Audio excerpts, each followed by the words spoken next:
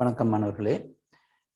இன்றைய தினம் கூட நாங்கள் ஏற்கனவே நாங்கள் பார்த்து கொண்டிருக்கின்ற அந்த பாய்ச்சற்கோட்டு படத்தினுடைய தொடர்ச்சியாக 2019ஆம் ஆண்டு எங்களுடைய இறுதி வினாத்தாளிலே பகுதி 2 வந்த அந்த பாய்ச்சற்கோட்டு பட வினாவை எடுத்து அந்த வினாக்களுக்கு எவ்வாறு விடையளிப்பது என்பது தொடர்பாக பார்ப்போம்.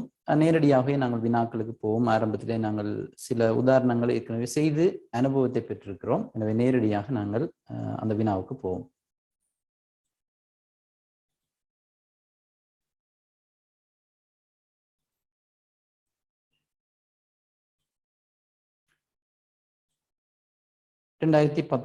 ஆண்டின் பாய்ச்சற்கோட்டு படம் பைத்தன் செயலுடன் தொடர்பான வினா. ஆனால் இங்கே நாங்கள் வினா ஏஐ பார்க்கவில்லை. அது பாய்ச்சற்கோட்டு படம் வரைவது தொடர்பான வினா. அது ஓரளவு இலகுவான வினா என்பதால் நான் அதை தவிர்த்து கொண்டு பி பகுதிக்கு போகின்றேன். பி பகுதியிலே தான் நீங்கள் பொதுவாக மாணவர்கள் இடம்பெறுவது உண்டு. எனவே பி பகுதியை பார்ப்போம். இது 2019க்குரிய பாய்ச்சற்கோட்டு படம். நேரடியாக வினாவிற்கு போவோம். பின்வரும் பாய்ச்சற்கோட்டு படத்தை கருதுக. அதில் எக்ஸ் இந்த பெர்சன்டேஜ் குறியீடு பயன்படுத்தப்பட்டிருக்கு. 2 ஆனது எக்ஸ் மோட் 2 வகை குறிக்கிறது.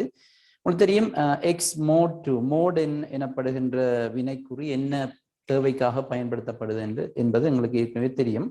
ஸோ மோட் என்பது இப்பொழுது 10 மோட் 5 என்றால் 10ஐ 5ஆல் வகுத்து மீதி, ரைட்? 10ஐ 5ஆல் வகுத்தால் 2 10, எனவே மீதி 0. இதுதான் மோட். அந்த மீதியைத்தான் நாங்கள் இதே மோட் என்று சொல்லுவோம். ஒரு எண்ணை மற்றொரு எண்ணால் வகுக்கும் போது ஏற்படக்கூடிய மீதி தான் மோட்.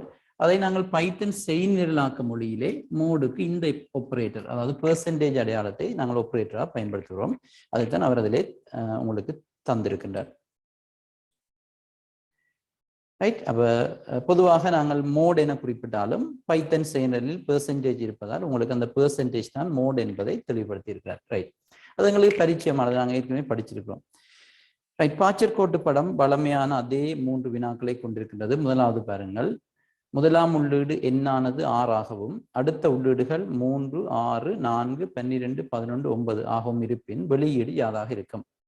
இரண்டாவது, இந்நெறிமுறையின் நோக்கம் யாது? மூன்றாவது, பாய்ச்சற்கோட்டு படத்தினால் எடுத்துரைக்கப்படும் நெறிமுறையை நடைமுறைப்படுத்துவதற்கு ஒரு பைத்தன் செய்நிரலை உருவாக்குக. வளமையாக அண்மை காலங்களில் இந்த 3 வினாவும் தான் பி பகுதியிலே கேட்கப்படுகிறது. உங்களுக்கு முதலே சொல்லியிருப்பேன், நோக்கத்தை நாங்கள் கண்டறிவது இலகு. அப்படி கண்டறிந்து விட்டால் அதனுடைய வெளியீட்டை கண்டறிவதும் இலகு. எனவே அவர்கள் கேட்கப்படுற ஒழுங்கிலே முதல் வெளியீட்டை கேட்பார்கள், அது அடுத்ததுக்கு பிறகு நோக்கம். நீங்கள் ஒரு வேளையை பரிசோதித்து பார்க்க விரும்பினால் நீங்கள் வெளியீட்டை எடுத்து நோக்கத்தை காணலாம். ஆனால் இது நான் சொல்லியிருப்பேன், ஒப்பீட்டளவிலே சற்று நேரத்தை அதிகமாக எடுத்துக்கொள்ளும். எனவே நீங்கள் நோக்கத்தை கண்டறிந்து விட்டு அதற்கு பிற்பாடு நீங்கள் வெளியீட்டை கண்டறிவது இலகுவானது. அதனாலும் இது மாணவர்களினுடைய தனித்தன்மையை பொறுத்தது.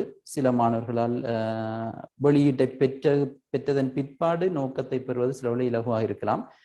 பொதுவாக இந்த முறை இலகு என்பதால் நான் இந்த முறை உங்களுக்கு தெரியப்படுத்துகிறேன். நேரடியாக பாருங்கள் மாணவர்களே. முதலாவது இன்புட் எண். இது தமிழிலே தரப்பட்டிருந்தது. நான் ஆங்கில மொழியில் தரப்பட்ட பாய்ச்சற்கோட்டு படத்தில் காட்டுகிறேன் என்றால் தமிழிலே தந்த பாய்ச்சற்கோட்டு படத்திலே சில குறைபாடுகள் சில தவறுகள் இருந்தபடியா நான் இதை காட்டுகிறேன். மறுபடியும் உங்களுக்கு தமிழ்லே வரும். மீடியம் தமிழ் என்றால் தமிழ், இங்கிலீஷ் மீடியம் என்றால் இங்கிலீஷ், ரைட்? இதில் பாருங்கள், இன்புட் என் என்ற ஒரு நம்பரை இன்புட் பண்ண சொல்றார்.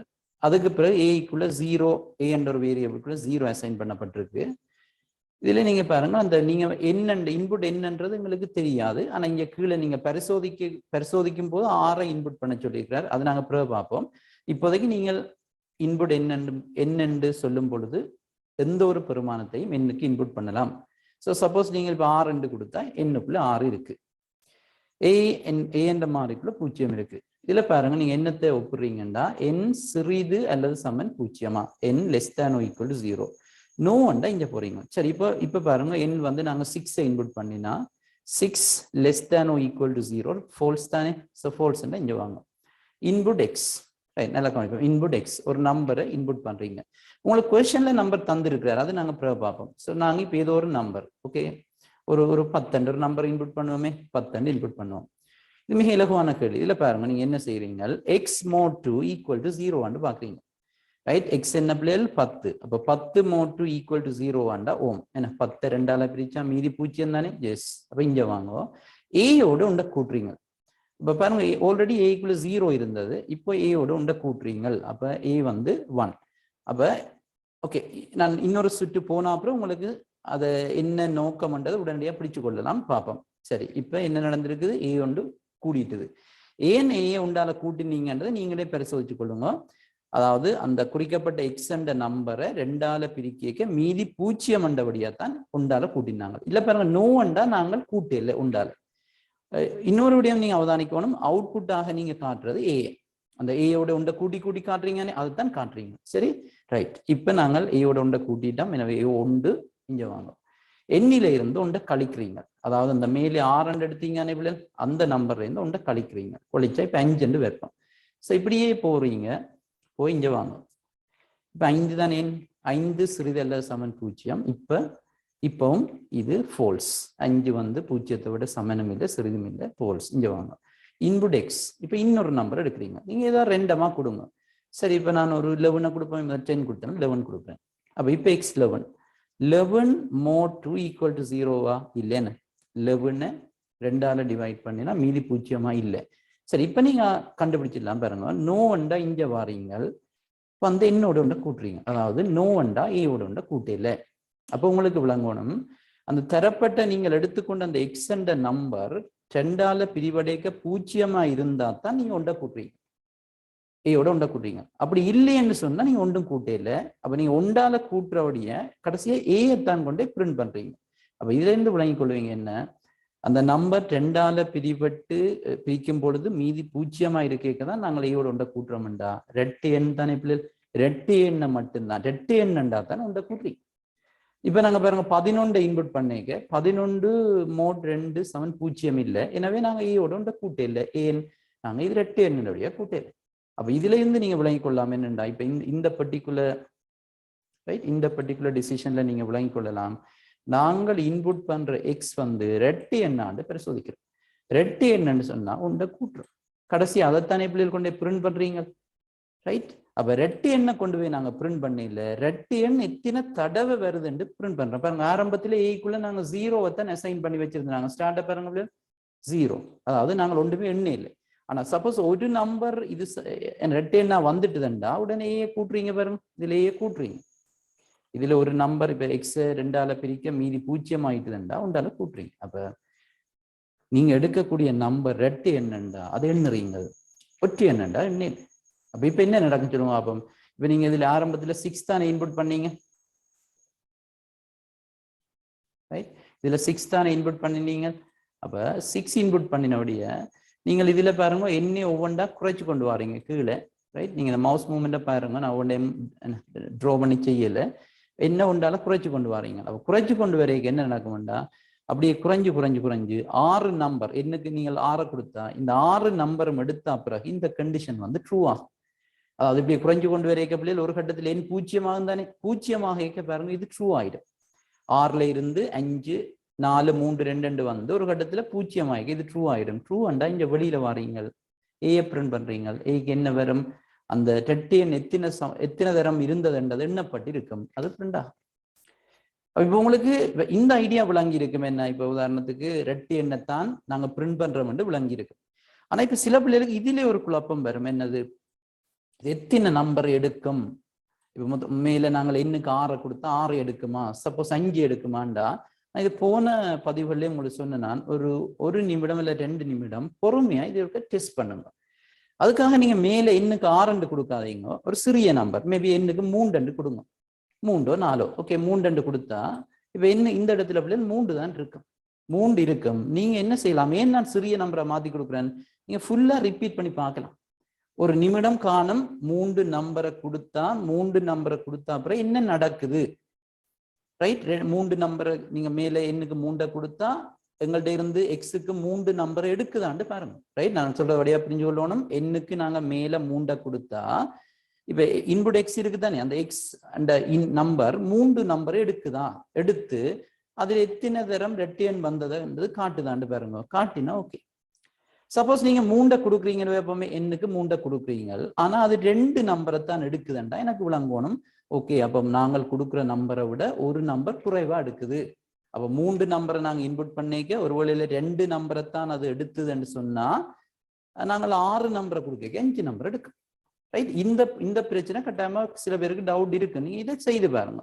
ஏன்னா இப்ப இது நல்ல எக்ஸ்பீரியன்ஸ் தான். நீங்க மனதில் பார்த்துடுவீங்க. எண் சிறிதல்ல சமன் 0 மேல எண்ணுக்கு 6, எனவே 6 தடவை ரிப்பீட் பண்ணும்போது நீங்க கண்டுபிடிக்கலாம். அப்படி இல்லை உங்களுக்கு கஷ்டமா இருந்தா மேலே இருக்கிற எண்ணுக்கு ஒரு சிறிய நம்பரை போட்டுட்டு பொறுமையாக செஸ் பண்ணுங்க. 3 நம்பர் எடுக்குதாண்டு பாருங்க, அதுல ரெட்டை எண் எத்தனை என்று காட்டுதாண்டு பாருங்க. அப்படி காட்டிட்டா ஒரு முடிவுக்கு வரலாம். எண்ணுக்கு 6 கொடுத்தா 6 நம்பர் எடுக்கும். இந்த எக்ஸுக்காக ஒண்ட 6 நம்பர் எடுக்கும். அதுல ரெட்டை எண் எத்தனை என்று காட்டும் என்ற முடிவுக்கு வரலாம். இது இப்பவே ரைட் எக்ஸாம்ல மட்டுமில்லை, நீங்க இப்பவே இதை ப்ராக்டிஸ் பண்ணி வச்சிருந்தீங்கன்னா சரி. அப்ப நான் இதை செக் பண்ணி காட்டல, டைம் கருத்தை கொண்டு நீங்க செய்து பாருங்க. ஸோ கட்டாயமா இதுல 6 நம்பர் எடுக்கும்.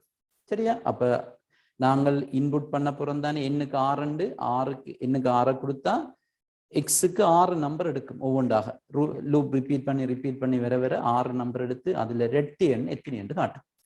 சரி, அப்ப இப்ப நாங்கள் நோக்கம் எடுத்துட்டோம் என்ன, நாங்கள் உள்ளீடு செய்கிற எண்கள்ல ரெட்டை எண்களின் எண்ணிக்கை எத்தனை என்று இது காட்டுது. சரிதானே? அவுட்புட் ஏன்றது ரெட்டை எண் எத்தனை என்று காட்டுது. அப்ப அதான் நோக்கம். சரிதானே? அப்ப இப்ப முதலாவது கேள்வியை பாருங்க. முதலாம் உள்ளீடு எண்ணானது 6ஆகவும் அடுத்த உள்ளீடுகள் 3, 6, 4, 12, 11, 9ஆகவும் இருப்பின் வெளியீடு யாது? அப்ப முதலாம் உள்ளீடு 6 என்று அவர் சொல்ற இதுதான் எண்ணுக்கு 6. நாங்கள் முதலே நான் உங்களுக்கு சொன்னேன், உங்களுக்கு டவுட்டா இருந்தா எத்தனை தரம் இது ரிப்பீட் பண்ணுதுன்னு பரிசீலிச்சு பாருங்க. 6 தரம் என்று நீங்க அறிஞ்சிருப்பீங்க. அப்ப கட்டாயமா இந்த எக்ஸுக்கு 6 நம்பரையும் எடுக்கும். ரைட்? இதுல இருக்கிற 6 நம்பரும் எக்ஸுக்கு போகும் என்று உங்களுக்கு விளங்கி இருக்கு. அப்ப இதுல இருந்து ரெட்டை எண் எத்தனை என்று தான் எப்படி எண்ணணும். அப்ப பாருங்க, 6 ஒரு ரெட்டை எண் வருது, 4 ஒரு ரெட்டை எண் வருது, 12 ஒரு ரெட்டை எண் வருது. எனவே 3 ரெட்டை எண் என்னது. சரிதானே? 3 தான் ரெட்டை எண் இருக்கு. அப்ப இப்ப பாத்தீங்கன்னு சொன்னா எங்களுக்கு என்ன வெளியீடு யாதா இருக்கும். எனவே 3. ரைட்? 3 தான் ரெட்டை எண், 3 தரம் தான் ரெட்டை எண் வந்திருக்கு. எனவே 3. அப்ப முதலாவதுக்கு 3 ஆன்சர், இரண்டாவதுக்கு என்ன பிள்ளை ஆன்சர்? இரண்டாவதுக்கு தரப்பட்ட 6 எண்களில் ரெட்டை எண்களின் எண்ணிக்கையை காட்டுதல், அல்ல தரப்பட்ட எண்களில் ரெட்டை எண்களின் எண்ணிக்கையை காட்டுதல். தரப்பட்ட 6 எண்கள் என்று எழுத தேவையில்லை என்று சொன்னா இதிலே 6 என்று தந்திருக்காரு ஒழிய மற்றபடி எங்களுக்கு எண்ணுக்கு எத்தனை தெரியாதானே. ஸோ தரப்பட்ட எண்களில் ரெட்டை எண்களின் எண்ணிக்கையை காட்டுதல். ஓகே தானே? அப்ப இதுல ஒரு பிரச்சனையும் இல்லை. சில வேளையில எங்களுக்கு கேள்விகள் மிக இலகுவாக அமையலாம், சில வேளையில கொஞ்சம் நுணுக்கம் என்று சொல்றது சில வேளை இந்த ரிப்பீட்டிஷன் சந்தர்ப்பங்களை கூட்டலாம், டிசிஷன் மேக்கிங் அதாவது ஒரு செலெக்ஷனை இன்னும் உண்ட கூட்டலாம். அப்படி கூட்டேங்க சில வேளை காம்ப்ளெக்ஸ் ஆகும். மற்றபடி எல்லாத்துக்குமே நீங்க ஒரே ஐடியாவை பாவீங்கோ. கிட்டத்தட்ட நான் சொல்றது எல்லாத்துக்கும் பொருந்தும். நான் சொல்ற ஐடியான்னு சொல்றது இப்ப மனதால டெஸ்ட் பண்ணி பாக்குறது, சில டவுட் இருந்தா ஒரு சிறிய நம்பரை கொடுத்து டெஸ்ட் பண்ணி பாக்குறது, இது எல்லாத்தையும் செய்து வரும். ரைட்? அப்ப இப்ப நாங்கள் 2009 முதல் 2 கேள்வியும் பார்த்திருக்கிறோம். வளம மாதிரி அந்த பைத்தன் செய்நிரல் எழுதணும். அதை நான் அடுத்த பதிவிடுறேன்னு சொன்னா இது கொஞ்சம் பெருத்து கொண்டு போவோம். உங்களுக்கு சில படிக்கிறதுக்கு போரிங்கா இருக்கலாம், சில சின்ன படிக்க ஈஸியா இருக்கும். எனவே இந்த அளவில் நிறுத்தி கொண்டு அடுத்த பதிவில இந்த தரப்பட்ட எண்களில ரெட்டை எண்கள் எத்தனை என்ற எண்ணிறைந்த செயற்பாடு எப்படி பைத்தன் செயலாக காட்டுறது என்றது தொடர்பாக பார்க்கலாம். ஸோ இந்த அளவில் இன்றைக்கு செய்து கொள்வோம். மீண்டும் ஒரு தடவை சந்திக்கலாம். நன்றி.